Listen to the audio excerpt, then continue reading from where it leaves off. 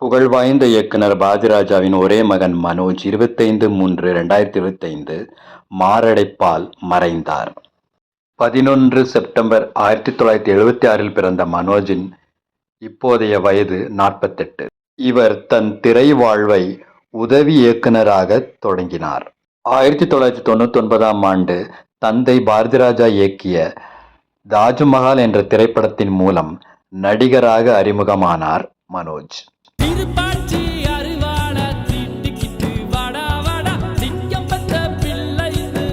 AR Rahman இசையமைத்த இந்த படத்தின் பாடல்கள் அனைத்தும் வெற்றியடைந்து இசையன்பர்களை கவர்ந்தன.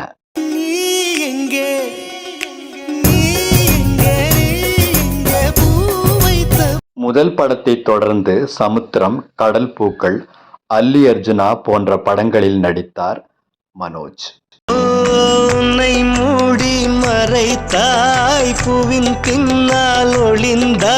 இவர் நடித்த வருஷமெல்லாம் வசந்தம் படம் வணிக ரீதியாக வெற்றி பெறவில்லை என்றாலும் சிற்பி இசையில் எல்லா பாடல்களும் புகழடைந்தன. எங்கே அந்த வெண்ணிலா, எங்கே அந்த நடிகை நந்தனாவை காதல் திருமணம் செய்து கொண்டார் மனோஜ். இந்த இணையருக்கு 2 மகள்கள் உள்ளனர்.